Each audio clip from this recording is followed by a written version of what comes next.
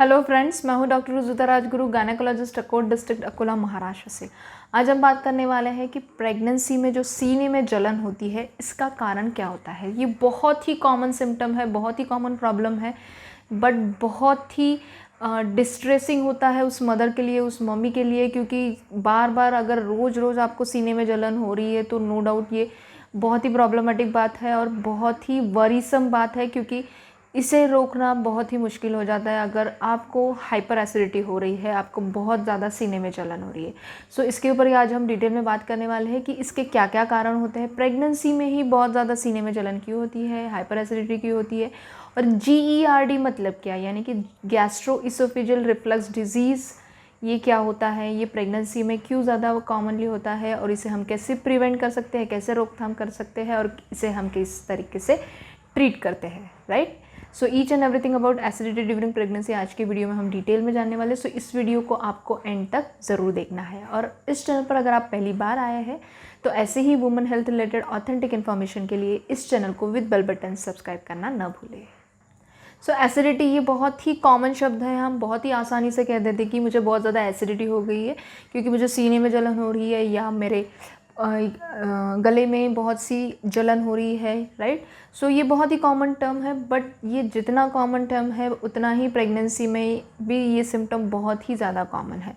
First trimester यानी कि पहले तिमाही से ही बहुत से महिलाओं को ये शिकायत शुरू हो जाती है, बट जैसे जैसे प्रेगनेंसी आगे बढ़ती है ये प्रॉब्लम या ये दिक्कत बहुत ज़्यादा सीवियर भी हो सकती है और थर्ड ट्राइमेस्टर में सबसे ज़्यादा आपको सीने में जलन हो सकती है। तो इसका क्या रीज़न है, राइट। सो बहुत से बार महिलाएं ये कहती हैं, मैम मैं तो नॉर्मल वही खाना खा रही हूँ जो मैं प्रेगनेंसी ठहरने के पहले खाती थी, तो बट ऐसा अभी क्या हो रहा है कि मुझे वो खाना बिल्कुल भी पच नहीं रहा है, मुझे बहुत ज़्यादा एसिडिटी हो रही है, मैं नॉर्मल से थोड़ा सा भी तीखा खा रही हूँ या नॉर्मल से जो खाना मैं पहले खाती थी उतना ही तीखा खा रही हूँ, बहुत ज़्यादा तीखा नहीं खा रही हूँ, फिर भी मुझे एसिडिटी की शिकायत बहुत ज़्यादा हो रही है।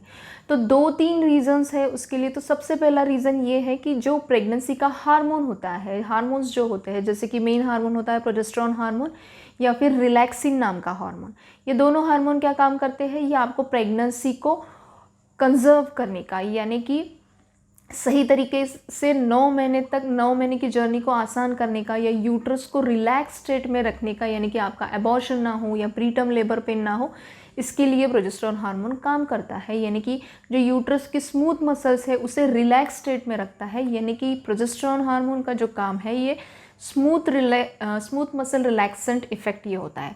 तो ये इफेक्ट सिर्फ आपको यूट्रस के ऊपर ही नहीं दिखता है, बल्कि जहाँ जहाँ बॉडी में स्मूथ मसल्स है वहाँ पे ये इफेक्ट दिखाई देगा। सो मेनली आर्थ यानी कि इंटेस्टाइन के ऊपर, स्टमक, सो ये वहाँ पे भी ये इफेक्ट दिखा देता है। तो और मेन चीज़ जो होती है, जो हमारा फूड पाइप होता है और स्टमक यानी कि पेट होता है, उसके बीच में नॉर्मली एक वॉल्व होता है।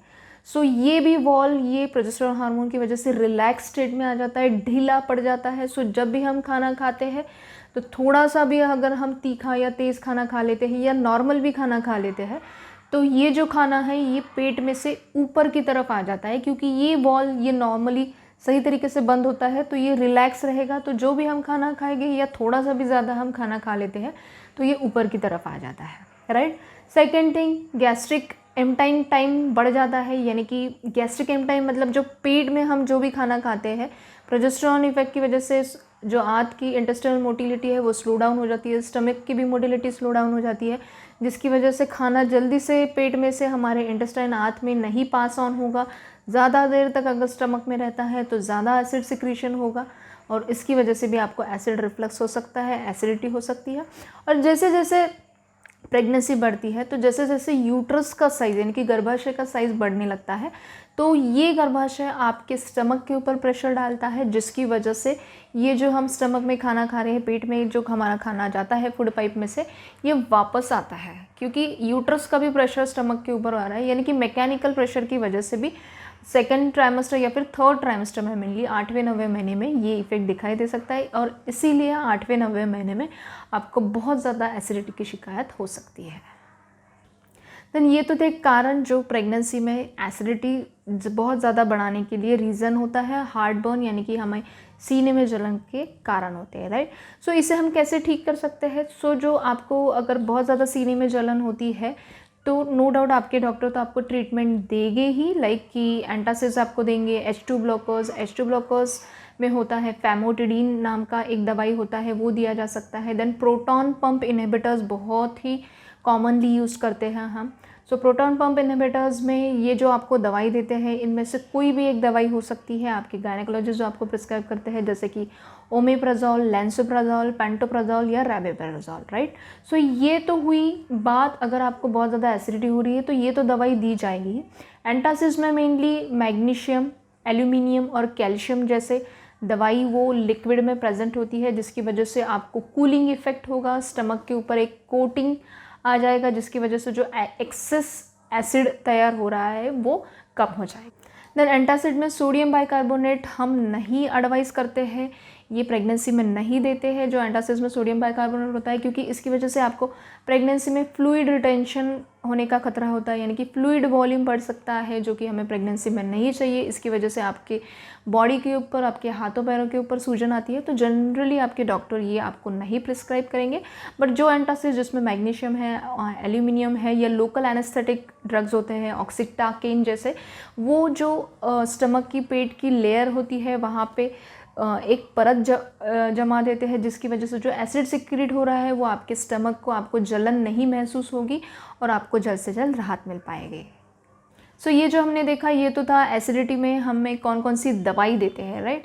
सो ट्रीटमेंट क्या देता है, बट मेरी सलाह ये रहेगी कि prevention is better than cure, यानी कि अगर हम एसिडिटी होने ही नहीं देते हैं तो वो ज़्यादा बेटर रहेगा रादर देन ट्रीटमेंट। क्योंकि बहुत से बार ट्रीटमेंट, अगर आप खान पान में चेंजेस नहीं करते हैं, आप लाइफस्टाइल मॉडिफिकेशन नहीं करते हैं, आप खाने में चेंजेस नहीं करते, आप तीखा मसाला खाना कंटिन्यू रखते हैं और ये दवाई ले रहे हैं, तो आपको रिजल्ट आने के लिए बहुत टाइम लगेगा। जो कि बहुत से बार पेशेंट्स कहते हैं मैम आपने तो दवाई दिया है बट ये अभी भी, मेरा एसिडिटी अभी भी कंट्रोल नहीं हो रहा है। सो वन थिंग इज़ कि लाइफस्टाइल चेंजेस आपको करना है, आपको जो मैं आगे चल के ये चीज़ें बता रही हूँ वो आपको फॉलो करना है रादर देन सिर्फ ट्रीटमेंट। ये तो अगर आपको अक्यूट एपिसोड है, यानी कि आपको बहुत ज़्यादा जलन हो ही रही है, तो डॉक्टर तो आपको ये दवाई देंगे ही, बट जो चेंजेस मैं आपको बता रही हूँ उसे आपको स्ट्रिक्टली फॉलो करना है। अगर आप ये स्ट्रिक्टली फॉलो करते हो तो नो डाउट आपको बहुत ही जल्दी रिजल्ट आएंगे।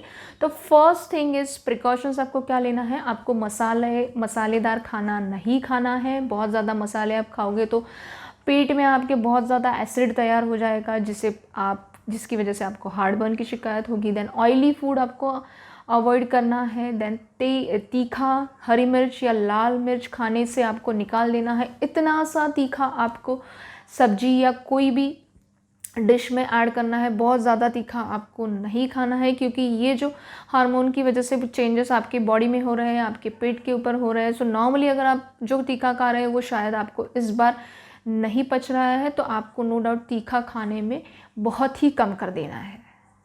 देन एक टाइम पे बहुत ज़्यादा आपको खाना नहीं खाना है। एक टाइम पे अगर आप बहुत ज़्यादा खाना खा लेते हो तो बहुत ज़्यादा एसिड एक ही टाइम पे स्टमक में रिलीज़ हो जाएगा, और जैसे कि हमें पता है फूड पाइप और स्टमक के बीच में, पेट के बीच में जो वॉल है वो ऑलरेडी लूज़ हो चुका है। अगर आप पेट भर के खाना खाते हो तो नो डाउट वो जो खाना है वो एसिड है वो वापस इसोफेगस में आएगा, यानी कि फूड पाइप में आएगा, जिसकी वजह से आपको सीने में जलन तो होगी ही, ऊपर भी जलन होगी, छाती में भी जलन होगी, जो कि बहुत ही डिस्ट्रेसिंग आपके लिए साबित हो सकती है। सो आपको एक टाइम पे बहुत ज़्यादा खाना नहीं खाना है, थोड़ा थोड़ा खाना है, स्मॉल फ्रीक्वेंट मील्स आपको लेना है, ताकि थोड़ा थोड़ा एसिड सिक्रेट हो, एक ही टाइम पे बहुत ज़्यादा एसिड सिक्रेट ना हो। देन जब भी आप रात का खाना खाते हो या फिर सुबह का भी खाना आप खाते हो, तो आप खाने और सोने के बीच में, यानी कि नींद लेने के बीच में आपको कम से कम 2 घंटे का गैप हो। अगर 3 घंटे का गैप होता है तो वो ज़्यादा बेहतर रहेगा, क्योंकि अगर आप खाते बराबर सो जाते हो तो इसकी वजह से एसिड रिफ्लक्स बहुत ज़्यादा हो जाएगा आपका। सो खाने और सोने के बीच में कम से कम 2 घंटे का गैप आपका होना चाहिए। देन चाय कॉफ़ी आपको अवॉइड करना है। अगर आपको एसिडिटी हो रही है तो खाली पेट तो बिल्कुल ही चाय कॉफ़ी नहीं लेनी है।